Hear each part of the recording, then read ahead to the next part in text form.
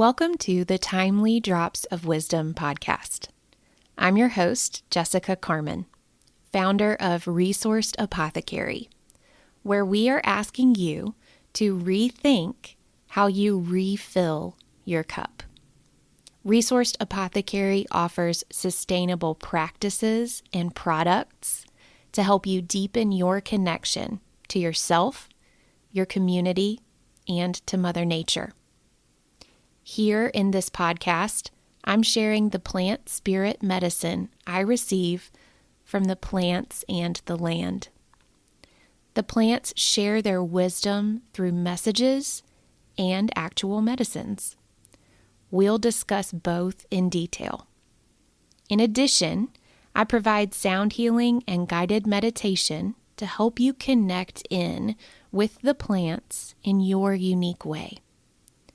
And I offer suggestions for integrating all of this into your life with rituals and practices that are both manageable and powerful.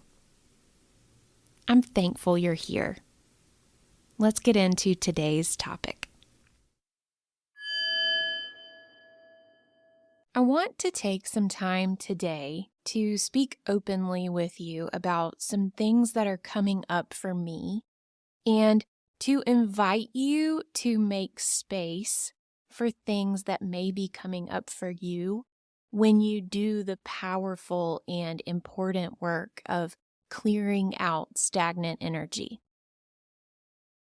If you've been in meditation with me, you know I usually reference releasing what is no longer serving your highest good.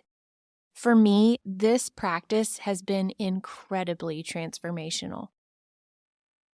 You see, for what feels like my whole life, I've carried too much. From the weight of the world to the burdens of expectations and societal programming to my internalized assumptions about the feelings of others, even to all the grocery bags in one trip. I'm gonna lie, that last one is still a thing. I've deluded myself into thinking that a sign of my strength is how much I can carry by myself. This delusion runs rampant throughout our modern culture, and it's hard to even approach the damage it is doing until we are able to cultivate the capacity to witness it. This is why I speak so often about making space. Until there is space in our lives, we are just treading water and getting nowhere. But what does that mean? Well, let me take you on a journey into the past with me real quick. Before I really became immersed in energy work, I was a person who always immediately responded no to any offers of help. Without even thinking about it, just, nope, I'm good, I can do it. And I would do it. And I would do it all until I broke. Then I would have to accept help to scrape me up off the floor and get me back on my feet. This happened more than I'd like to admit with work, with my volunteer efforts, with relationships. I'd run myself into the ground and burn out. Also, I'm stubborn, so even though it was clear to everyone around me that I needed to accept help, I just didn't see it that way. For me, the breaking point was having my child. That transformational experience broke me wide open. I couldn't do it by myself. I couldn't do anything by myself, even when I wanted to. Everything I thought I knew about being strong changed. Luckily, this breaking point was the catalyst for big personal growth for me.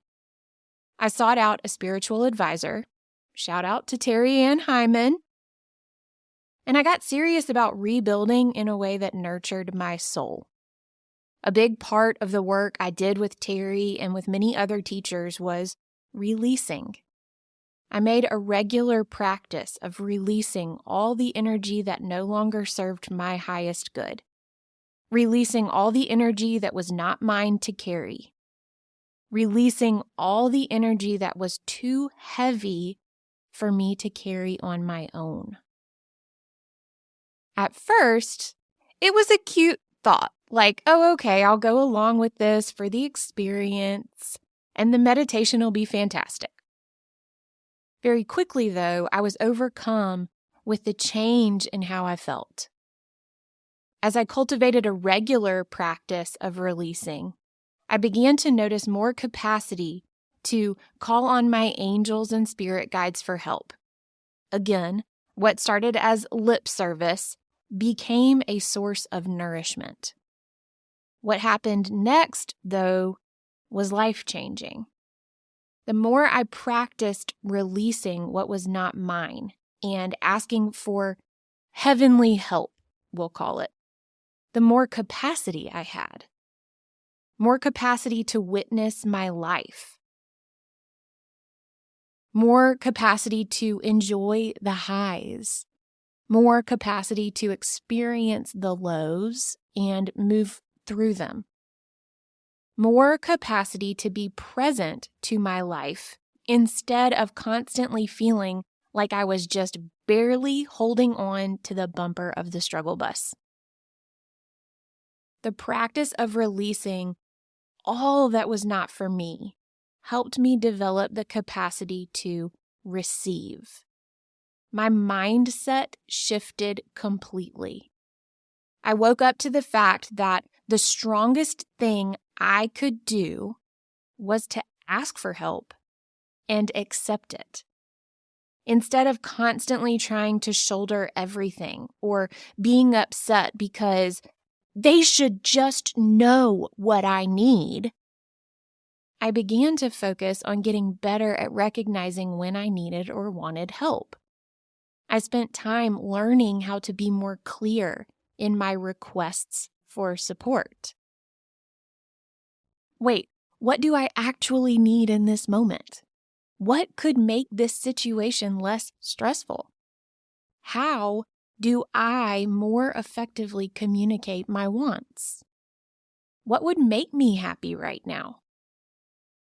And where before I thought of all of this as self-centered and shameful, it turns out that this shift in my mindset helped to create an actual capacity for deeper, more authentic connections with the people around me.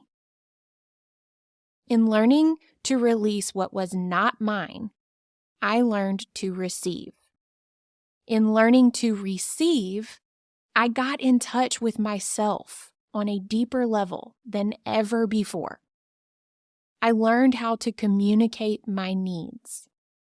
Then, with more of my needs met, I developed an even greater capacity to show up for others, to offer beneficial help instead of pushing my idea of what they needed onto them.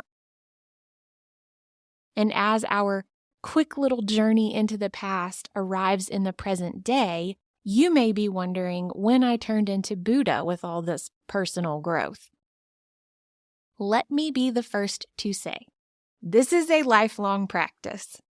I am nowhere near done. I have so much more to learn and can develop all these skills much, much further. So don't take all this as me sitting up in my ivory tower to show you how you can be as spiritually evolved as me. My intention here is to illustrate the power of releasing what no longer serves your highest good. I want to highlight the domino effect of such a simple practice. I also want to note that just because it is a simple practice does not mean it is an easy practice.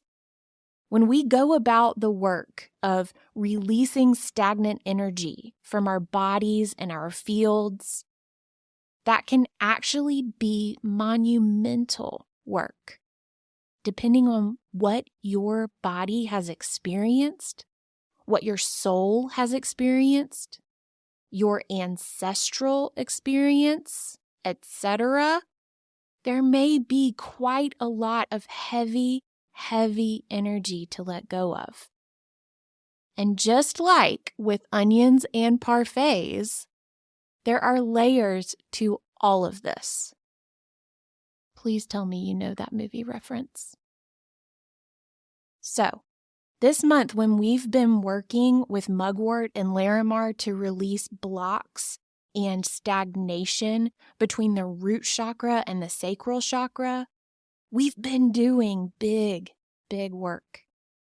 I don't want to make light of this, especially since we are working on the physical body as well as the energy body. When we call on Mugwort and Larimar to come in and do this work, there is a chance that we can be stirring up all kinds of old memories, trauma, stories, and experiences. And here's where I want to honor the strength it takes to bear witness. I want to encourage you to be open to asking for and receiving help if this process stirs up stuff you don't want to deal with on your own, or maybe stuff you cannot deal with on your own in this moment. Sometimes when we release, this old energy will come back into our awareness as it leaves. Are you in a space to witness that and let it go? Are you in a space to recognize when your body might be alerting you to where it needs more support around releasing? Can you be gentle with yourself as you do this big work? I find myself in a weird tension here because I want to honor the magnitude of the process. I also want to acknowledge that for some, this will feel almost imperceptible.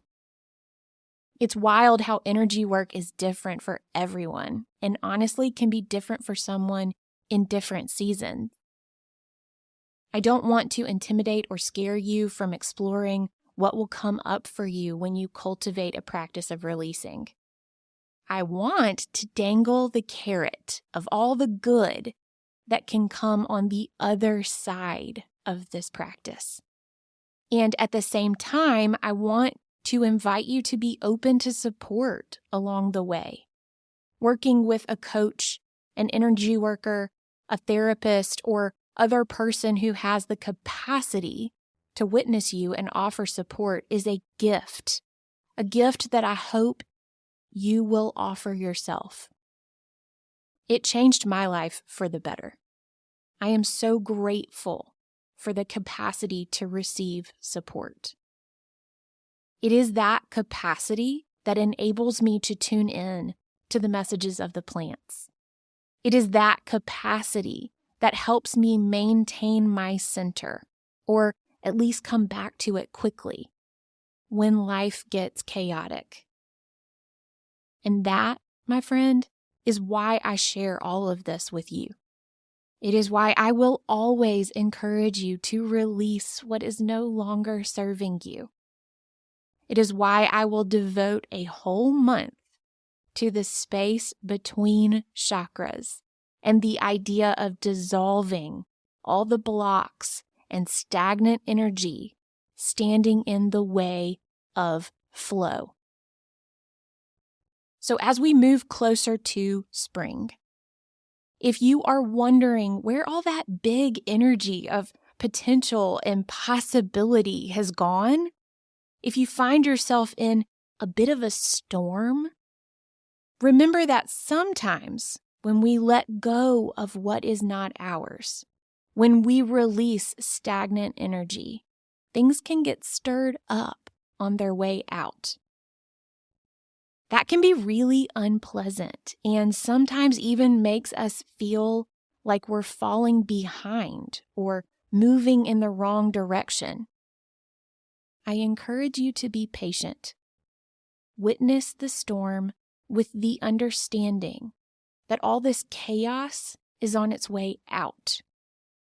The space it's creating will make it even easier for you to make the most of all that big potential.